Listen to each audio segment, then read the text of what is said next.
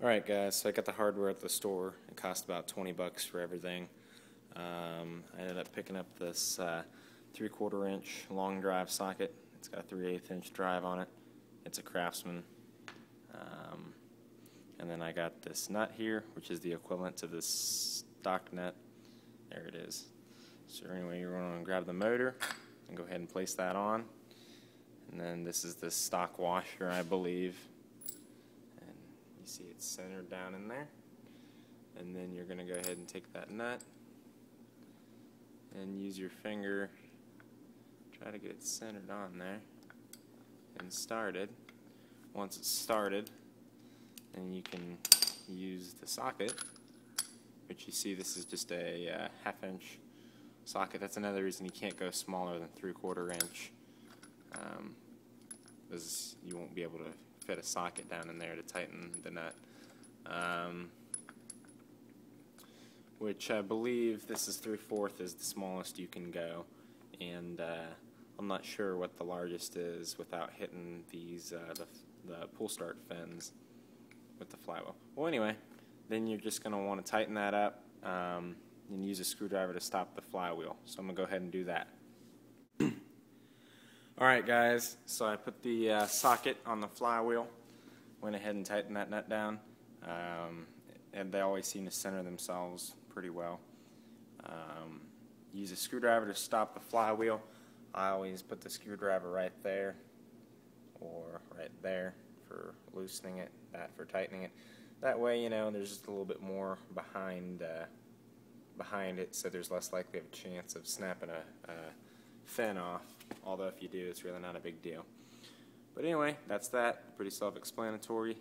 Then I picked up a 48 inch, it's 3/4 inch angled steel.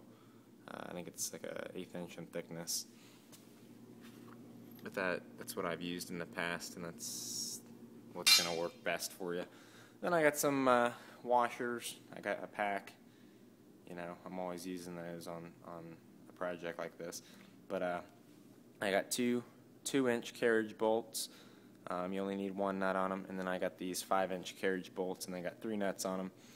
Now, since the back here you want your motor mount and your motor to be parallel, you know, you want that socket to sit on that tire even. You don't want it at an angle, so there'd be uneven wear. These carriage bolts are going to go up front, so the mount is just going to go right up against the frame, and then these are going to act like a spacer. So this is going to go in from the inside out, and then you're going to have the nut, and the frame would be right here.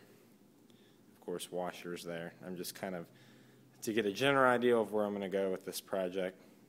And then you're going to have the 2 nuts, and in between will be the angled steel. That way, this is just going to act like a spacer. So hopefully you guys understood all that. It should work. I don't see no reason why it wouldn't. And then your step after that would to go ahead and split that angled iron right down the middle. Although since this bicycle is a smaller one, it looks like we're only going to need maybe a foot. I'd say a foot maybe. So you can actually just cut it in 2 1-foot sections and save the other 2 foot for another bike, or you know, something else on this bike that you're making.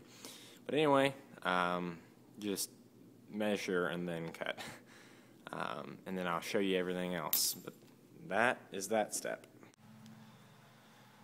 Alright, so I went ahead and cut the angled steel into 2 sections here. Now what you got to do is drill the holes in it and run your bolts through to the motor. It's pretty self-explanatory. I'll just leave it at that. The left side, we're going to have to go ahead and trim this steel here so it'll clear the flywheel.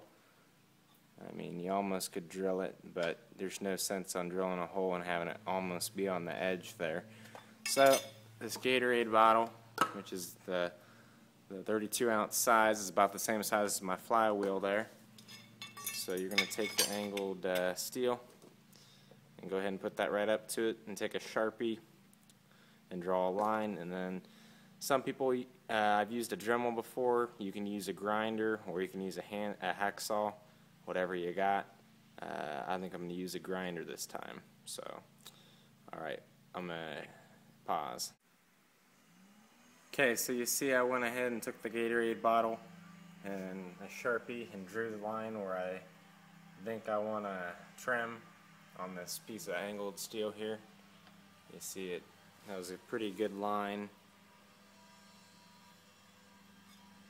while leaving enough room for the bolts.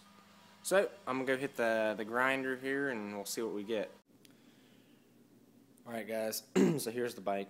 It's almost done. I got ahead of myself and didn't get the next steps on video, but we just grinded the mount there so it'll clear the flywheel. Drilled the holes where I thought they'd be, mark them with a Sharpie.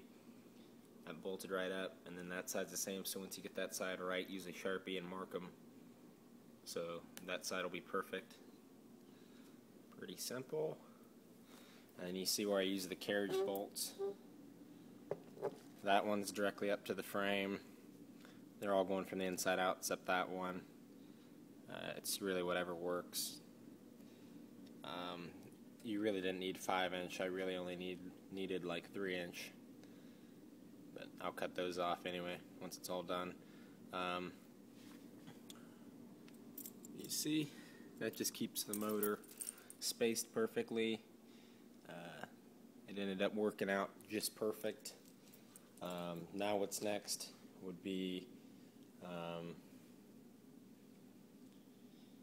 let's see, what is next? Well, getting the motor running, and then the throttle. I got to replace the fuel lines, all that stuff on it, and the wheel right here. Normally, the motor, I should have moved the wheel back before drilling it into the frame, but that's how you adjust the tension on the spindle there, and that's too far forward, so I'm going to probably drill that out to about there. That way the further you move the wheel forward, the more pressure it puts on that spindle, because right now it's not very much, and it's going to slip when you're under load, or if the tire runs or starts to get low on pressure. But there it is. So stay tuned for tomorrow's videos.